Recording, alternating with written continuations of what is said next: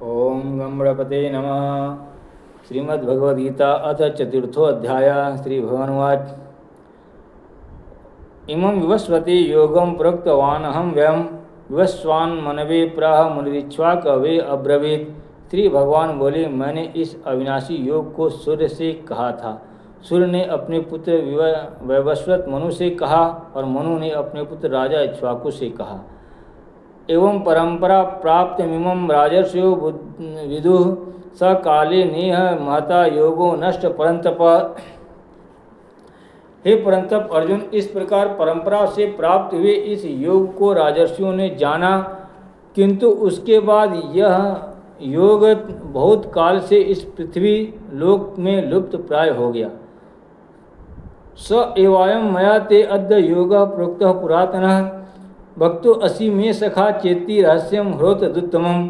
तू मेरा भक्त और प्रिय सखा है, इसलिए वही यह पुरातन योग आज मैंने तुझसे कहा है, क्योंकि यह बड़ा ही उत्तम रहस्य है, अर्थात गुप्त रखने योग्य विषय है।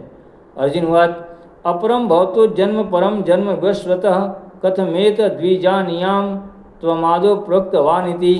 अर्जुन बोले, आपका जन्म तो अर्वाचीन अर्थात अभी हाल का है, और सूर्य का जन्म बहुत पुराना है, अर्थात कल्प के आदि में हो चुका था। तब मैं इस बात को कैसे समझूं कि आप ही ने कल्प के आदि में सूर्य से यह योग कहा था।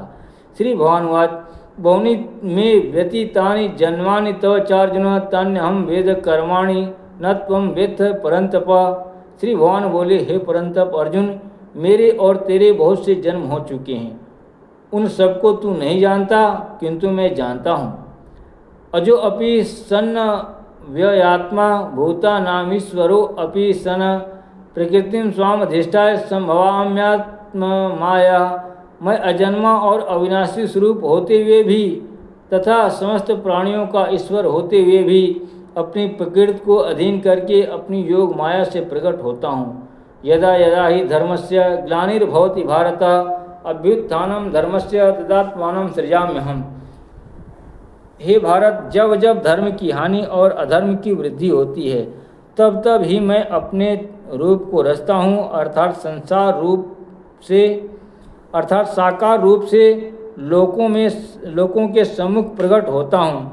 परित्राणाय साधूनां विनाशाय च दुष्कृतां धर्म संस्थापनार्थाय संभवामि युगे युगे। साधु पुरुषों का उद्धार करने के लिए, पाप कर्म करने वालों का विनाश करने के लिए और धर्म की अच्छी तरह स्थापना करने के लिए मैं युग युग में प्रकट हुआ करता हूँ। जन्म कर्म च मे दिव्यमेवं यो वेत्ति तत्वतः त्यक्त्वा देहं पुनर्जन्म नयति मामेति सो अर्जुन।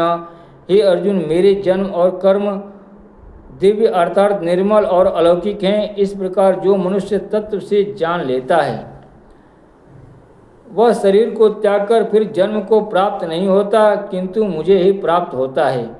वितराग भय क्रोधा मनमया मामुपाश्रिता बहवो ज्ञान तपसा पूता मद्भावमागता। पहले भी जिनके राग भय और क्रोध सर्वथा नष्ट हो गए थे और जो मुझ में अनन्य प्रेम पूर्वक स्थित रहते थे, ऐसे मेरे आश्रित रहने वाले बहुत से भक्त उपयुक्त ज्ञान रूप तप से पवित्र होकर मेरे स्वरूप को प्राप्त हो चुके हैं। ये यथा माम प्रपद्यन्ते तथैव भजाम्यहम् मम वर्तमान वर्तन्ते मनुष्या पार्थ सर्वशः। हे अर्जुन, जो भक्त मुझे जिस प्रकार भजते हैं, मैं भी उनको उसी प्रकार भजता हूँ, क्योंकि सभी मनुष्य सब प्रकार से मेरे ही मार्ग का अनुसरण करते हैं। कांक्षितः कर्माणां सिद्धेत यजंत ये देवता क्षिप्रम ही मानुषी लोके सिद्धिर्भवति कर्मजा। इस मनुष्य लोक में कर्मों के फल को चाहने वाले लोग देवताओं का पूजन किया करते हैं, क्योंकि उनको कर्मों से उत्पन्न होने वाली सिद्धि शीघ्र मिल जाती है। चातुर्वर्ण्यम मया सृष्टम गुण कर्म विभागशः तस्य कर्तारमपि माम विद्धय कर्तारम वयम।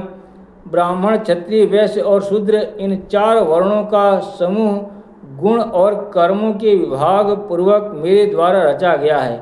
इस प्रकार उस सृष्टि रचना आदि कर्म का कर्ता होने पर भी मुझ अविनाशी परमेश्वर को तू वास्तव में अकर्ता ही जान। न माम कर्माणि लिम्पन्ति न मे कर्मफले स्पृहा इति माम यो अभिजानाति कर्मभिर्न स बध्यते। कर्मों के फल में मेरी स्पृहा नहीं है, इसलिए मुझे कर्म लिप्त नहीं करते। इस प्रकार जो मुझे तत्व से जान लेता है वह अभी कर्मों से नहीं बनता। एवं ज्ञात्वा कृतं कर्म पूर्वैरपि मुमुक्षुभिः कुरु कर्मेव तस्मात्त्वं पूर्वे पूर्वतरम कृतम्।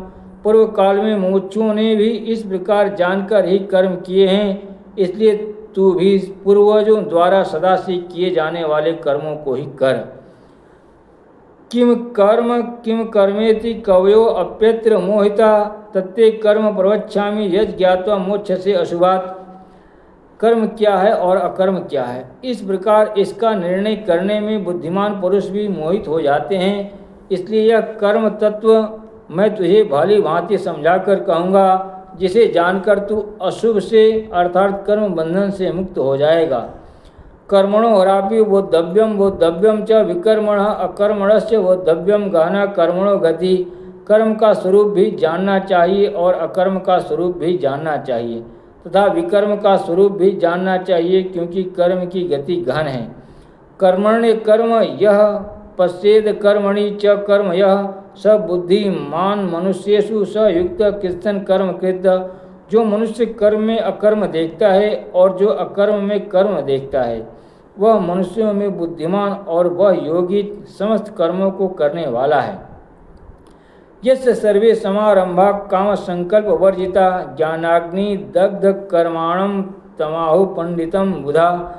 जिसके संपूर्ण शास्त्र सम्मत कर्म बिना कामना और संकल्प के होते हैं तथा जिसके समस्त कर्म ज्ञान रूप अग्नि के द्वारा भस्म हो गए हैं, उस महापुरुष को ज्ञानी जन भी पंडित कहते हैं। त्यक्त्वा कर्म फलासंग नित्य तृप्तो निराश्रय कर्मण्यभिप्रवृत्तो अपि नैव किंचित करोति सः। जो पुरुष समस्त कर्मों में और उनके फल में आसक्ति का सर्वथा त्याग करके संसार के आश्रय से रहित हो गया है और परमात्मा में नित्य तृप्त है, वह कर्मों में भली भांति बढ़ता हुआ भी वास्तव में कुछ भी नहीं करता। निराशीर यत चित्तात्मा त्यक्त सर्व परिग्रह शारीरम केवलम कर्म कुर्वन्नाप्नोति किल्बिषम्। जिसका अंतःकरण और इंद्रियों के सहित शरीर बीता हुआ है और जिसने समस्त भोगों की सामग्री का परित्याग कर दिया है, ऐसा आशा रहित पुरुष केवल शरीर संबंधी कर्म करता हुआ भी पापों को नहीं प्राप्त होता है। हरि ओम तत्सत। ओम नमः शिवाय।